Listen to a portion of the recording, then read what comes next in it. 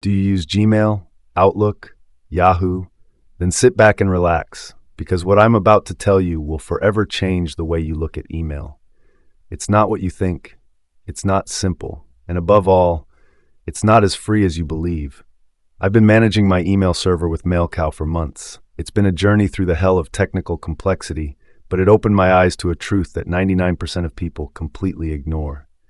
Today, I'm taking you behind the scenes of email.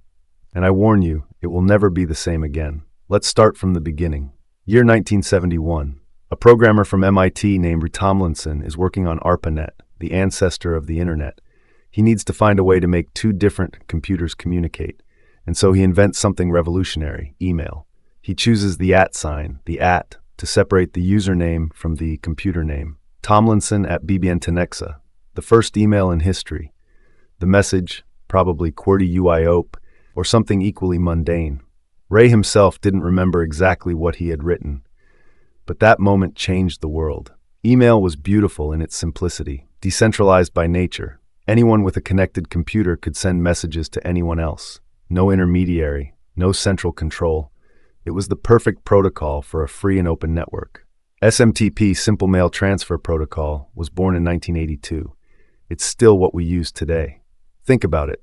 A 43-year-old technology is the basis of billions of emails sent every day. But then something happened. Something that transformed this free and open system into an oligopoly controlled by 3 companies. And to understand how we got there, I need to tell you about the war against spam.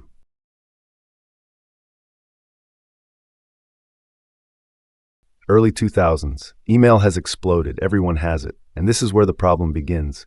In 2003, about 50% of all emails sent were spam. In 2006, we reached 80%. Yes, 8 out of 10 emails were garbage. Viagra, miracle pills, Nigerian princes who wanted to give you millions. But above all, phishing. Emails pretending to be your bank, PayPal, anyone. And it worked.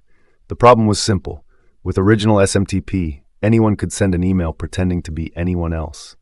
I could write an email that said from bill.gates@microsoft.com, and the server would accept it without batting an eye.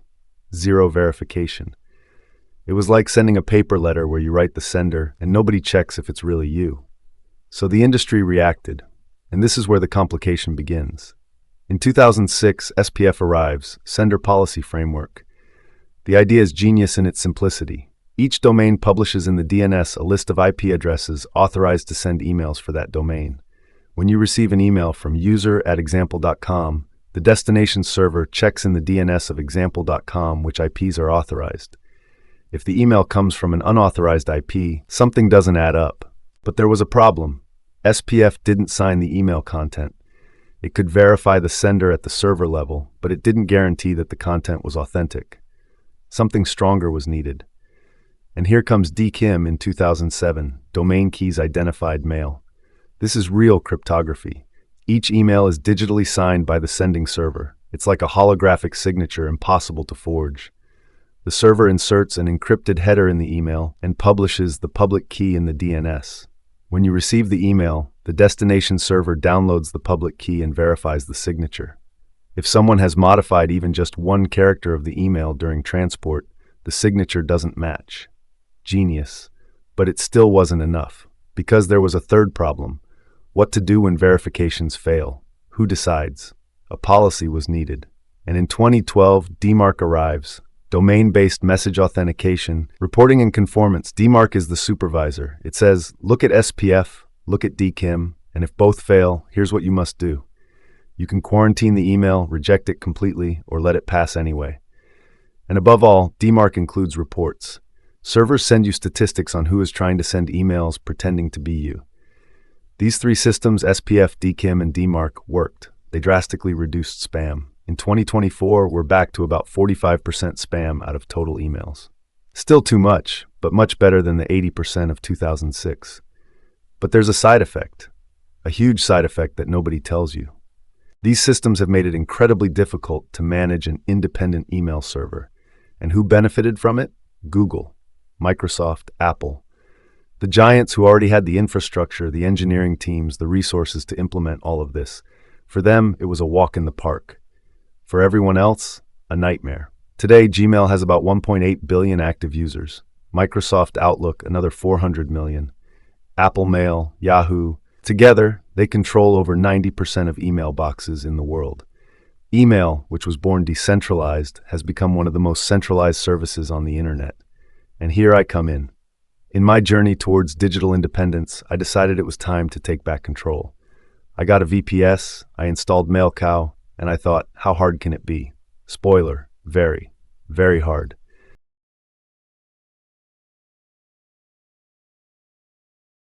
MailCow is fantastic, don't get me wrong. It's a complete ecosystem based on Docker that includes everything. Postfix to send emails, Dovecot to receive them, rsPam for spam filtering, Sogo for webmail, Redis, MySQL, everything. It's the Swiss Army knife of email servers. But setting it up is only the first step, the first of 100. First thing, DNS, the domain name system. You need to configure MX records, which tell the world where emails for your domain should arrive. So far, simple. But then you need to add the SPF record, a TXT record that lists the authorized IPs. And here I made my first mistake. I forgot to include the IP of my backup server. Result, emails from the backup ended up in spam. Then there's DKIM. MailCow automatically generates the keys, fortunately. But you need to publish the public key in the DNS as a TXT record. And that key is long, very long, over 2,000 characters. Some DNS providers have limits on the length of TXT records. I had to split it into multiple strings. One wrong character, one extra space, and everything collapses. I spent 3 days trying to understand why Gmail was rejecting my emails. In the end, I used an online tool to verify DKIM and discovered that I had a semicolon instead of a colon in a configuration. One character, one then DMARC. You need to tell other servers what to do if SPF or DKIM fail. I started in none mode, which means check but do nothing. Then after a month, when I was sure everything was working, I switched to quarantine, and finally to reject.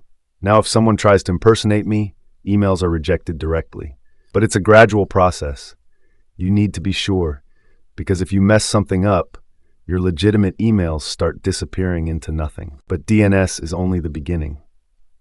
There's another thing nobody talks about, IP reputation. Every IP address has a history, a digital criminal record. If that IP was used in the past to send spam, it's marked. And guess what? Cheap VPS often recycle IPs. My IP had been used 6 months earlier by someone who had sent spam. I was on 4 different blacklists: Spamhaus, Barracuda, SpamCop, Sorbs, 4. To get out of a blacklist, you need to make a manual request to each one. You need to prove you're legitimate. You need to wait. Sometimes days, sometimes weeks. And while you wait, part of your emails are silently blocked. Gmail might accept them, but puts them directly in spam. Outlook rejects them outright. It's frustrating beyond any limit. And then there's reverse DNS, the PTR record. When a server receives an email from your IP, it does a reverse lookup. It checks that the IP points to your hostname. If it doesn't match, you're suspicious. It seems like a small thing, but you can only configure this record through your VPS provider. You need to open a support ticket and hope they know what a PTR record is. I waited 2 days. Let's talk about security. TLS, transport layer security. Every modern email is encrypted during transport, but you need to have a valid SSL certificate. MailCow uses Let's Encrypt, which is free and automatic, but you need to configure it correctly, and you need to make sure the right ports are open. Port 25 for SMTP, port 587 for submission, port 993 for IMAP over SSL, port 465 for SMTPS. And some networks, some ISPs, block port 25 by default to prevent spam. I had to call my provider and explicitly ask to unblock it. And then firewalls. You need to protect the server, but you also need to let legitimate traffic through. Fail to ban is essential. It automatically blocks IPs that attempt brute force attacks. And believe me, they come. Every day. Bots trying to guess passwords, scanners looking for vulnerabilities. The log is full. It's a jungle out there. But the craziest thing, the one that really made me understand how centralized this system is discovering how much power Gmail and Outlook have. They decide, literally. If Google Postmaster Tools decides that your IP has a low reputation, your emails go to spam. There's no appeal. There's no number to call. You're at the mercy of their algorithm. Microsoft is even worse. I've read stories of administrators who for months couldn't get emails delivered to Outlook addresses. no explanation, no support. And this is the truth nobody tells you. On paper, email is decentralized. Anyone can set up a server, but in practice, if Gmail decides you're spam, you're spam. End of story. It doesn't matter that you've perfectly configured SPF, DKIM, and DMARC. It doesn't matter that you've never sent spam in your life. Their algorithm decides, and you just have to hope. There's a metric called email deliverability. It's the percentage of emails that actually arrive in the recipient's inbox, not in spam. The big providers have deliverability higher than 95%. A small independent server? If you reach 80%, you're lucky. At the beginning, I was at 60%. 6 out of 10 emails ended up in spam or blocked. But wait, there's more. Blacklists aren't just the public ones. Gmail, Outlook, Yahoo, they all have their own internal blacklists. Not published, not accessible. They're black boxes. You send emails, they silently decide whether to trust you or not. And how do they decide? Based on what? Nobody knows. It's proprietary. Secret. There's a term for this: shadow ban. Your emails aren't rejected, they're accepted, but end up directly in spam, and the sender doesn't know. You think you've sent the email, maybe it's even important, and instead it's buried in the recipient's spam. This happens continuously. And you know what the irony is? These systems, born to fight spam, have become the weapons with which the giants maintain their monopoly. Because configuring all this is so complex, so fragile, that most people give up. Better to use Gmail. It's free, it works, and you don't have to worry about anything. But free? Let's talk about it.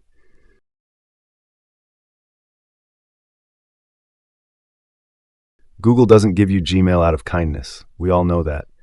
But how deep do they go? In 2017, it emerged that Gmail was scanning the content of all emails for targeted advertising. After the scandal, they declared they had stopped, but they still scan, for security, for functionality, to train their AIs. Every email you write, every attachment you send, passes through their systems. It's analyzed, indexed, linked to your profile. And it's not just Google. Microsoft does the same. Apple is more respectful of privacy, but your emails still pass through their servers. And here's the point. When you use their service, you have no control. Zero. They can change the terms of service. They can close your account without notice. It's already happened. Gmail accounts closed for terms violation, sometimes without clear reason. And all your emails? Gone. Disappeared. With my MailCow server, my data is mine. It's on my VPS. I have backups. I have total control. Nobody can analyze my communications. Nobody can close my account. It's mine. But I'll tell you honestly, it's hard. It's damn hard. Maintenance is continuous. Security updates, log monitoring, checking that everything works. I've set up alerts that notify me if something goes wrong, and it goes wrong. Disks filling up, services crashing, brute force attacks. It's like having a second part-time job. And then there's backup. You need to do backups. Regular, automated. Because if the server breaks, if the VPS corrupts, your emails are lost. Forever. And scalability? With Gmail, you have practically infinite storage. With my server, I have 100 gigabytes. I need to manage space, delete old emails, compress archives. It's not for everyone. So is it worth it? For me, yes. Absolutely yes, but not for everyone. If you really care about privacy, if you want total control, if you like learning and getting your hands dirty with technology, then yes, do it. It's an incredible journey. You'll understand how the internet really works. You'll see behind the scenes of a technology that everyone uses but nobody understands. But if you simply want to send emails without worries, if you don't have time for maintenance, if the idea of configuring DNS records terrifies you, then no. Use a privacy-first provider like ProtonMail or Tutanota. It's not self-hosted, but at least they respect your privacy. It's a compromise, but a reasonable compromise. Let me tell you something I understood in these months. Email is a perfect metaphor for the internet in general. It was born free, open, decentralized. Anyone could participate on equal terms. But then came scale, complexity, the need for security, and little by little, power concentrated in the hands of a few giants, not out of malice, but out of pragmatism. It's easier, more convenient, even safer. But there's a cost. The cost is freedom. The cost is privacy. The cost is control over your data.